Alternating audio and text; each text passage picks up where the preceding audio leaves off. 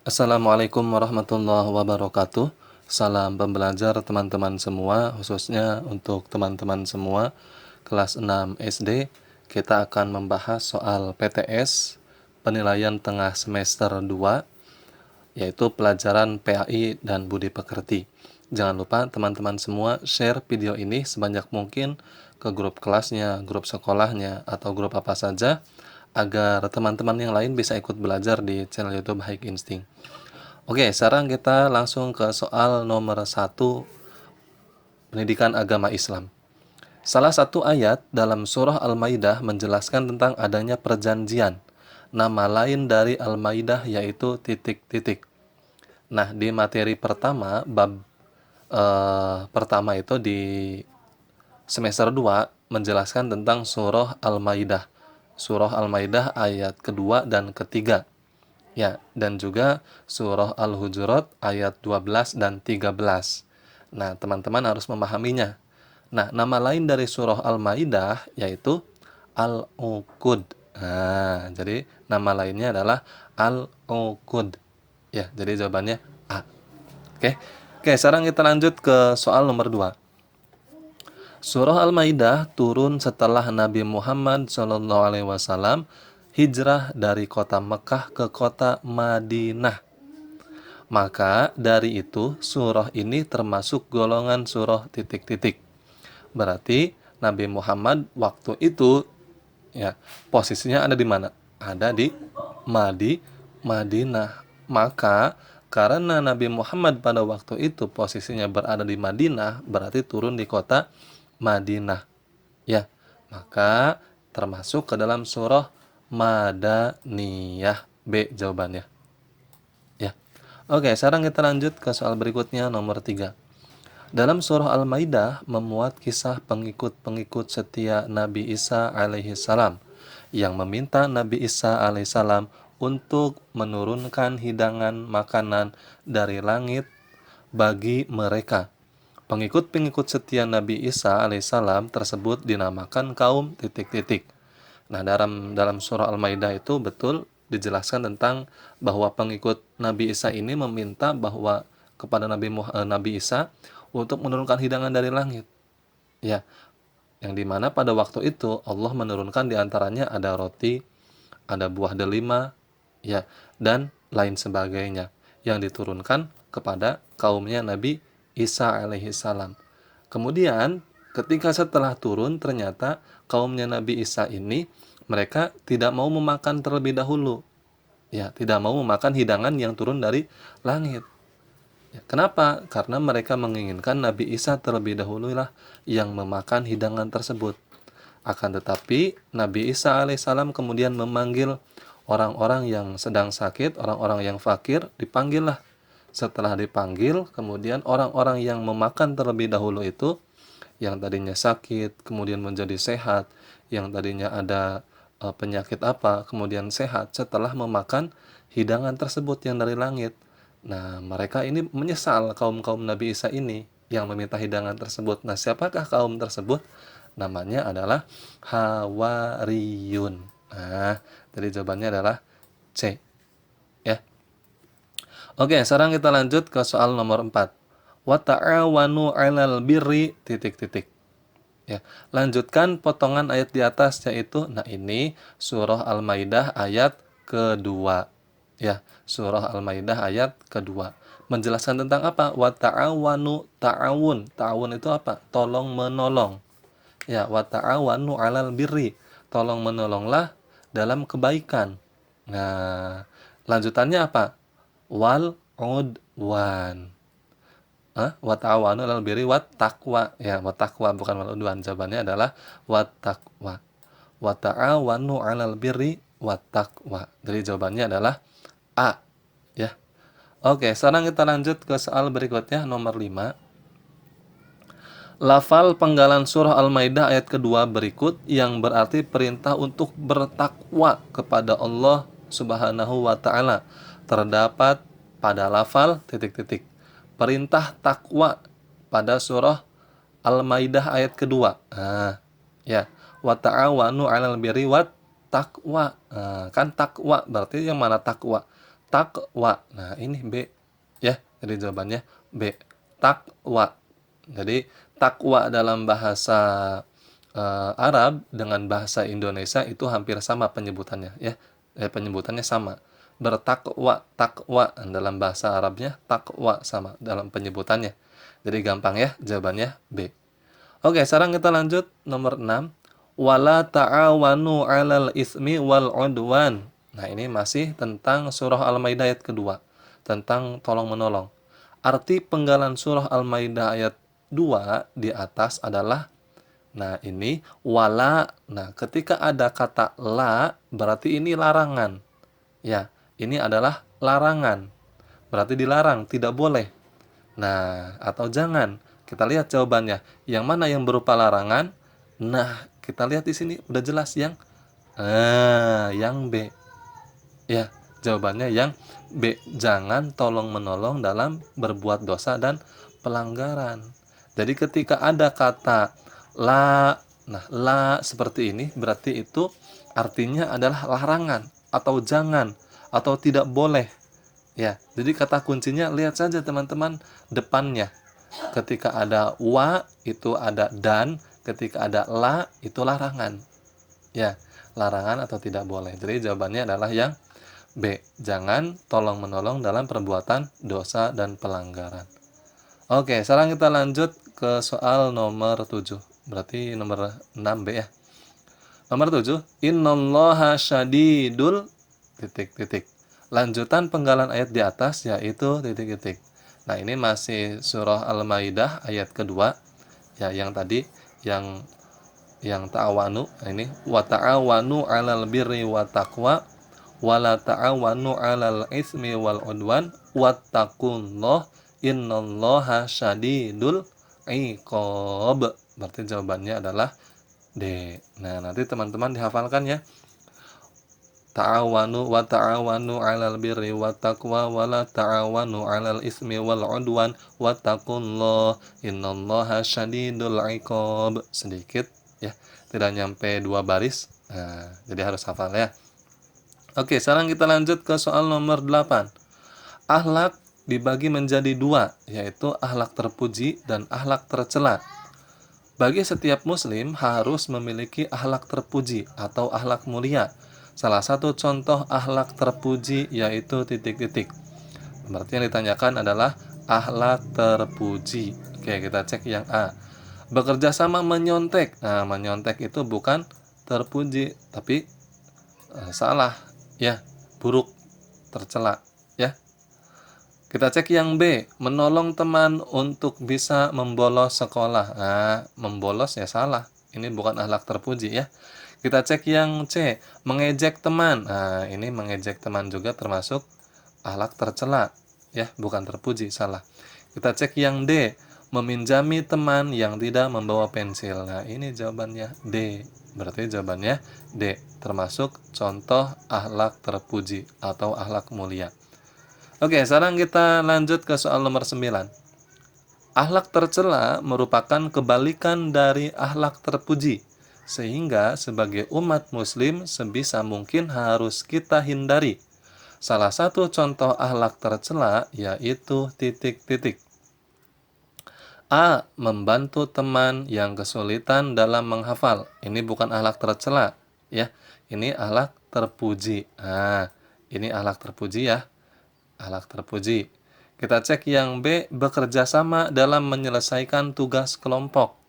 Ini juga akhlak terpuji, bagus kerjasama. Ya, kita cek yang C, saling kompakan dalam melaksanakan tugas piket. Ini juga akhlak terpuji. Kita cek yang D, menolong teman untuk berkata tidak jujur terhadap guru. Nah, ini jawabannya. Ya, jawabannya yang D, tidak jujur. Ya, ini termasuk akhlak tercela. Nah, berarti jawabannya adalah D. Oke. Sekarang kita lanjut ke soal berikutnya nomor 10. Tolong menolong dalam kebaikan dan takwa merupakan salah satu perintah Allah dalam surah Al-Maidah ayat kedua. Tolong menolong merupakan salah satu perbuatan yang sesuai dengan budaya lanjutannya bangsa. Karena tolong menolong merupakan cerminan dari sikap titik-titik. Nah, ketika kita melakukan tolong menolong, itu sikap apa yang tercermin? Sikap gotong royong. Ya, adanya sikap gotong royong, saling apa? Saling membantu. Nah, berarti jawabannya adalah A, gotong royong. Oke, sekarang kita lanjut ke soal nomor 11. Dalam sebuah hadis riwayat Muslim, Rasulullah Shallallahu Alaihi Wasallam pernah bersabda bahwasanya Allah Subhanahu Wa Taala akan menolong hambanya selama hambanya tersebut mau menolong titik-titik. Menolong siapa? Orang terkenal. Nah, jelas salah ya. B, orang kaya. Nah, orang kaya ngapain tuh tolong? Gitu ya. Nah, berarti salah ini juga. C, saudaranya. Oke, kita checklist. D, keluarganya saja. Nah, salah ya. Berarti jawaban yang tepat adalah saudaranya. Nah, kalau keluarganya saja berarti orang lain tidak ditolong dong. Nah, berarti salah ya. Jadi jawabannya adalah saudaranya. Oke, lanjut ke soal nomor 12. Zaki mengajak Naufal untuk menyelesaikan tugas kelompok sepulang sekolah nanti. Sikap yang harus dilakukan Naufal terhadap ajakan Zaki adalah titik-titik. Nah, di sini si Zaki ini ngajak kepada si Naufal untuk tugas kelompok. Ya, menyelesaikan tugas kelompok. Nah, bagaimana sikap Zaki ini? Ya, bagaimana sikap si Naufal ini ketika diajak seperti itu? A, menolak ajakan Zaki. Salah. Ya, jangan menolak ketika ada teman yang mengajak menyelesaikan tugas kelompok. Namanya juga kelompok, berarti harus dikerjakan secara bersama-sama. Ya. B, menyuruh teman yang lain saja untuk mengikuti ajakan Zaki. Ini juga salah. Ya. C, dengan senang hati mengikuti ajakan Zaki. Nah, ini jawabannya yang benar adalah C, dengan senang hati mengikuti ajakan si Zaki. Kalau yang D, memarah-marahi Zaki, salah. Ya. Oke, sekarang kita lanjut ke soal berikutnya nomor 13. Semua hal yang terjadi pada makhluknya sudah tertulis dalam kitab. Kitab tersebut adalah kitab titik-titik. A, Taurat. Nah, ini salah ya. Taurat, Zabur, Al-Quran ini adalah kitab yang diturunkan kepada para rasul, ya, para nabi.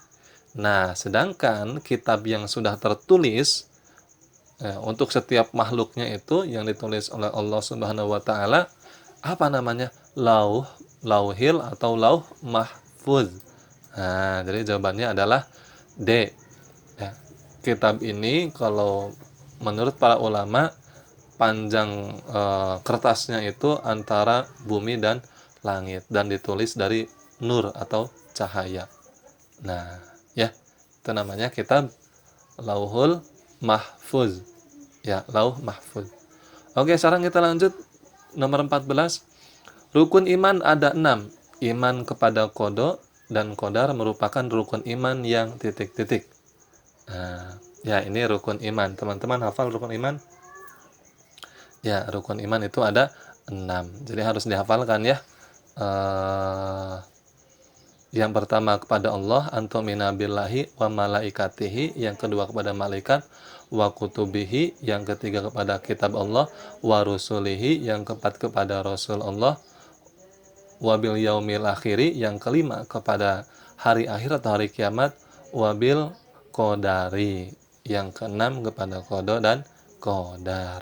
Nah, berarti jawabannya qada dan qadar itu adalah rukun iman nomor ke-6 A. Ya. Oke, sekarang kita lanjut soal nomor 15. Sebagai orang mukmin harus mempercayai adanya qada dan qadar Allah. Qada dan qadar sering disebut titik-titik. Nah, istilah qada dan qadar ini sering diartikan sebagai takdir. Berarti jawabannya B.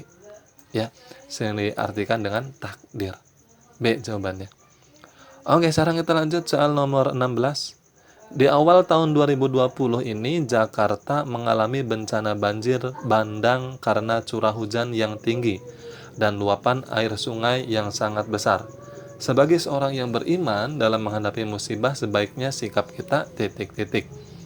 Nah, kita sebagai muslim, sebagai orang yang beriman kepada Allah Subhanahu wa taala, ketika adanya sebuah musibah, bagaimana sikapnya?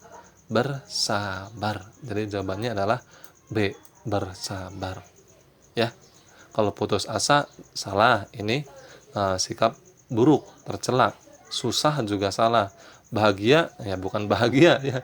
Ketika ada musibah masa kita bahagia, tetapi bersabar jawaban yang tepat.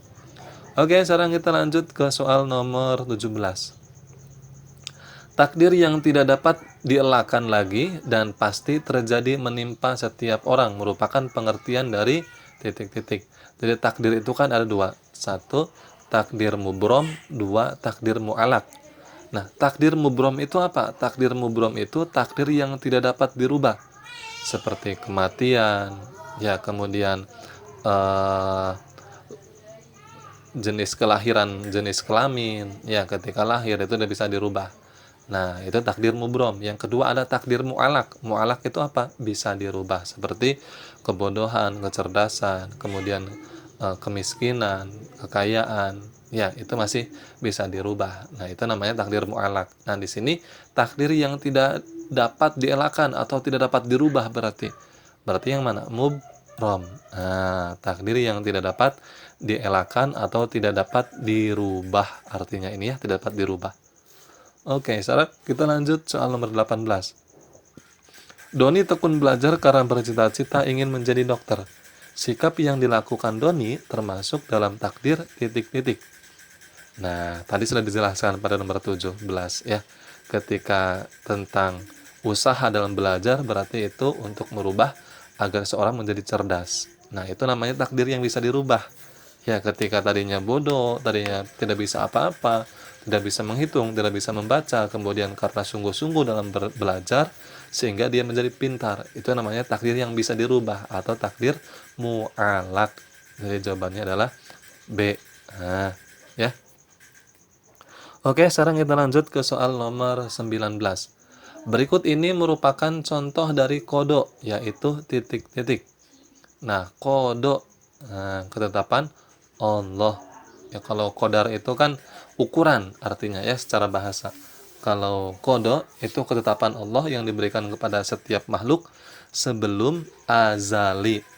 Ya, atau ketika pada sebelum kelahirannya. Ya. Naufal lahir di tengah keluarga muslim. Ini termasuk kodo? Iya, ini termasuk ke dalam kodo. Ya. B. Randy giat belajar karena bercita-cita menjadi guru. Ini termasuk kodo? Bukan. Ini bukan termasuk kodo, tetapi termasuk ke dalam qadar atau di dalamnya termasuk ke dalam takdir mu'alak. Bunga selalu mendapat ranking 1. Ini juga termasuk ke dalam takdir mu'alak, bukan kodo ya. Pak Eko diangkat menjadi seorang menteri. Ini juga sama. Ya, ini juga termasuk ke dalam qadar. Berarti jawabannya adalah A. Yang termasuk kodo adalah Naufal lahir di tengah keluarga muslim. Ya. Oke, sekarang kita lanjut ke soal berikutnya nomor 20. Salah satu bentuk ikhtiar adalah titik-titik. Nah, berarti ikhtiar itu apa, teman-teman? Ikhtiar itu adalah usaha. Ya. Ikhtiar itu adalah usaha. Nah, A. Yanto tidak mau belajar saat akan menghadapi ujian. Nah, ini sih jelas malas ya, bukan usaha, bukan ikhtiar. Berarti yang A salah. B. Ani sedang sakit batuk, ia minum obat supaya lekas sembuh. Nah, ini termasuk ikhtiar, termasuk usaha. Ketika si Ani sakitnya sakit batuk, dia kemudian minum obat supaya cepat sembuh. Nah, ini adalah ikhtiar atau usaha. Kita checklist dulu yang B betul, kita cek yang C. Tere ingin kaya tapi tidak mau bekerja. Ya jelas salah, ini malas ya. Berarti ya ketika ingin kaya ya bekerja. Ya, berarti si Tere ini malas. Berarti ini bukan ikhtiar ya. D. Fulan mengharapkan belas kasihan orang lain untuk memenuhi kebutuhan hidupnya. Berarti dia mengemis ya. Mengemis kepada orang. Ini jelas salah, malas ya. Berarti jawaban yang tepat ikhtiar atau usaha itu adalah si Ani yang sedang sakit batuk, kemudian ia minum obat supaya lekas sembuh. B jawabannya. Jadi ingat-ingat ya, ikhtiar itu adalah usaha. Oke, sekarang kita lanjut soal nomor 21. Allah akan mengubah nasib seseorang jika seseorang itu titik-titik mengubah nasibnya. Nah, ini jawabannya bagus semua ya. A. Berdoa, B. Beribadah, C. Berusaha, D. Bertawakal. Nah, Allah itu akan mengubah seseorang, nasib seseorang apabila seseorang itu bagaimana? Apabila seseorang itu berusaha, berikhtiar atau berusaha mengubah nasibnya sendiri. Nah, ketika kita misalkan kita bodoh nih, ya, kita ini bodoh tidak bisa apa-apa, akan tetapi kita bisa mengubah nasib kita sendiri dengan cara apa? Dengan cara berusaha. Ya, setelah berusaha baru berdoa, beribadah, bertawakal. Jadi yang pertama itu adalah berusaha terlebih dahulu. Setelah itu serahkan kepada Allah. Ya, jadi jawabannya adalah C, berusaha mengubah nasibnya. Oke, sekarang kita lanjut ke soal berikutnya, nomor 22. Takdir yang erat kaitannya dengan ikhtiar manusia adalah pengertian dari takdir titik-titik. Nah, ini kaitannya dengan takdir yang dapat dirubah. Ya, tadi kecerdasan atau kebodohan itu kan kaitannya dengan manusia. Kemiskinan itu kaitannya dengan manusia, dengan ikhtiar manusia. Ketika seorang miskin, maka ikhtiarnya adalah dengan cara bekerja. Ketika manusia diberikan kebodohan, maka ikhtiarnya adalah dengan belajar.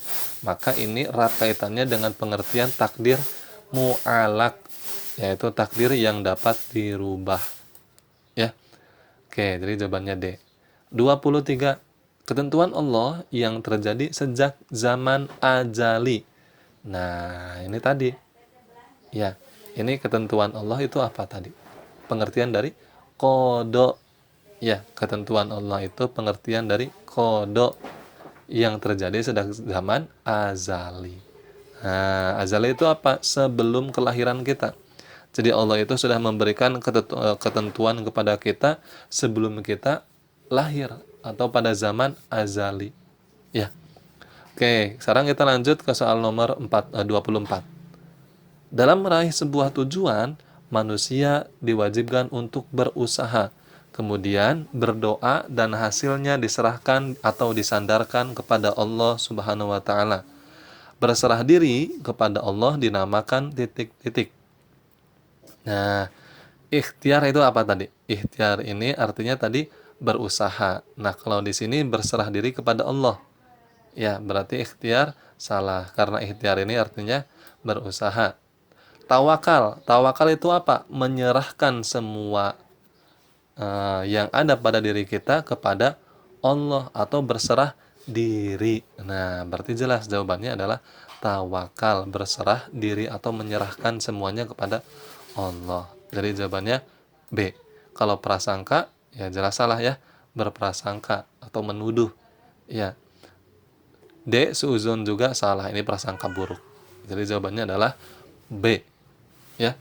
Oke, sekarang kita lanjut ke soal berikutnya, nomor 25. Berkaitan dengan prasangka, umat Islam diperbolehkan untuk berprasangka yang baik. Prasangka baik disebut dengan istilah titik-titik. Jadi prasangka itu kan ada dua, ada prasangka baik, yang kedua ada prasangka buruk ya, ada prasangka buruk. Prasangka buruk itu apa? Prasangka buruk itu adalah suuzon. Nah, kalau prasangka baik kebalikannya husnuzon. Nah, berarti jawabannya adalah A. Ini prasangka baik husnuzon, prasangka buruk suuzon. Makanya ketika ada teman-teman kalian yang ada yang mengatakan, "Hei, jangan suuzon coba." Itu berarti dia mengatakan, "Hei, jangan berprasangka buruk atau jangan nuduh." Nah, seperti itu ya. Oke. Jadi jawabannya husnuzon itu prasangka baik. A. Oke, sekarang kita cek nomor 26, nomor selanjutnya. Firman Allah Subhanahu wa taala, Quran surat Al-Hujurat ayat 12 berisi tentang titik-titik. Nah, teman-teman dijelaskan atau belum nih tentang sebab-sebab turunnya surat Al-Hujurat ayat 12 ini. Pada waktu itu ada seorang sahabat namanya Salman Al-Farisi. Dia ini makannya banyak. Ketika setelah makan, kemudian dia tidur. Setelah makan dia langsung tidur. Ini perbuatan buruk ya. Ketika setelah makan dia tidur, ini perbuatan buruk. Nah, setelah makan dia tidur, kemudian ada orang yang melihat kebiasaan buruk si Salman Al-Farisi ini. Nah, si orang tersebut malah membicarakannya kepada orang lain, malah mengumumkan kepada orang lain. Nah, ini artinya apa?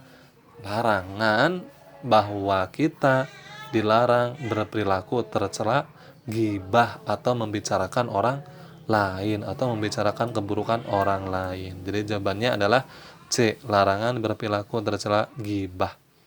Ya. Itu tentang surah Al-Hujurat ayat 12, ya. Oke, sekarang kita lanjut ke soal nomor 27. Perilaku terpuji merupakan perilaku yang mulia. Berikut ini yang termasuk perilaku terpuji kecuali berarti atau yang termasuk ke dalam perilaku buruk. Yang mana yang buruk ini? A. Husnuzon. Nah, ini termasuk perilaku terpuji ya. Yang di sini ditanyakannya adalah tercela. B. Suuzon. Nah, ini suuzon. Suuzon itu apa tadi suuzon? Suuzon ini berprasangka buruk, ya. C. Toleransi. Nah, ini saling menghormati. Ini perilaku terpuji. D. Rukun. Ini juga perilaku terpuji. Berarti jawabannya adalah suuzon. Ini adalah termasuk ke dalam kecuali atau perilaku tercela. Oke, lanjut ke soal berikutnya nomor 28. Ciri-ciri orang yang dapat menciptakan kerukunan. Nah, ini tentang kerukunan itu sudah termasuk ke dalam materi ini ya. Termasuk ke dalam materi apa? Surah Al-Maidah ayat 13 ya. Ciri-ciri orang yang dapat menciptakan kerukunan adalah titik-titik. A. Enggan membantu teman yang kesusahan. Nah, ini salah ya. Nah, ini bukan ciri orang yang menciptakan kerukunan. B. Menolak pendapat. Nah, ini juga salah. Ketika ada orang yang berpendapat, maka jangan menolak ya. Berarti yang B juga salah, yang A salah ya. Kita cek yang C. Memilih teman dalam bergaul. Ini juga salah ya. Memilih-milih teman itu jangan memilih-milih teman siapa saja kita ajak berteman ya. Yang D. Saling menghormati sesama teman. Nah, ini jawabannya. Jawabannya adalah D. Ya, jawabannya D. Oke, sekarang kita lanjut ke soal berikutnya nomor 29. Berikut ini contoh perilaku yang mencerminkan sikap husnuzon, yaitu titik-titik. Nah, husnuzon berarti sikap berprasangka baik. A. Bekerja sama dalam mengerjakan tugas kelompok. Nah, ini bukan mencerminkan sikap husnuzon ya. B. Memuji hasil karya orang lain. C. Bergaul dengan orang kaya saja. Atau D. Mempercayakan amanah kepada orang lain. Yang mana? Yang kira-kira termasuk sikap husnuzon. Nah, yang D. Ya, mempercayakan amanah kepada orang lain. Ya, jadi jawabannya adalah D. Ini termasuk husnuzon. Ya, atau berprasangka baik. Percaya. Nah, ya. Nomor 30. Manusia merupakan makhluk sosial yang berarti bahwa manusia pasti membutuhkan titik-titik orang lain. Membutuhkan apa? Pertolongan.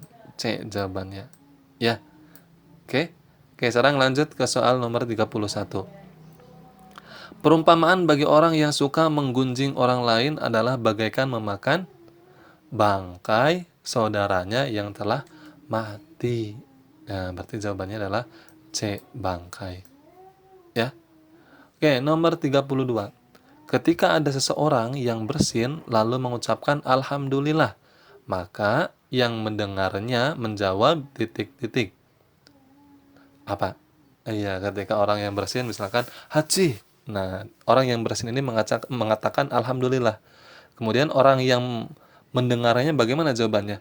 Yarhamukallah. Kemudian orang yang bersin menjawab lagi, ya hadikumullah. Berarti jawabannya adalah A, yarhamukallah dulu, yarhamukallah dulu. Ya, jawabannya A. Oke, sekarang kita lanjut ke soal nomor 33. Ketika ada teman yang sakit, sebaiknya kita jenguk. Dan ketika mendapat undangan, sebaiknya kita hadiri. Nah, jawabannya adalah B. Ya. Oke, sekarang kita lanjut soal nomor 34. Orang yang beriman kepada Allah Subhanahu wa taala tidak boleh memiliki sifat titik-titik. Optimis itu apa, Pak? Optimis itu percaya, ya, percaya diri. Nah, orang yang beriman kepada Allah tidak boleh memiliki sifat apa? Nah, kalau optimis kan percaya diri ya. B, penolong, ini salah. C, putus asa. Nah, ini ya, ketika orang yang beriman tidak boleh putus asa. Nah, kalau dermawan apa? Dermawan itu suka memberi, ya. Jadi jawabannya putus asa. Oke, nomor 35, nomor terakhir. Suatu proses di mana seseorang merasa tertarik terhadap pihak lain sehingga mampu merasakan apa yang dialami, dilakukan, dan diderita orang lain tersebut. Titik-titik. Namanya apa? Nah, nah ini ketika kita merasakan seseorang, merasakan orang lain, ya, kita merasakan kasihan kepada orang lain. Kemudian ada orang yang belum makan, kelihatannya mereka lapar sekali, kemudian kita merasa kasihan. Itu namanya apa? Sifatnya. Sifatnya adalah simpati. Nah, jadi jawabannya adalah A. Nah, kalau apatis, apatis itu diam. Pesimis, pesimis itu tidak percaya diri. Kalau optimis, percaya diri. Berarti jawabannya merasa kasihan, merasa tertarik kepada orang lain. Ya, itu namanya adalah simpati. Ah, oke. Mudah-mudahan bermanfaat buat teman-teman semua. Share sebanyak mungkin video ini kepada teman-teman yang lain agar yang lain bisa ikut belajar di channel YouTube Bahagia Insting, dan mudah-mudahan teman-teman semua mendapatkan nilai yang bagus di PTS-nya, mendapatkan nilai 100. Amin ya rabbal alamin. Salam pembelajar. Wassalamualaikum warahmatullahi wabarakatuh.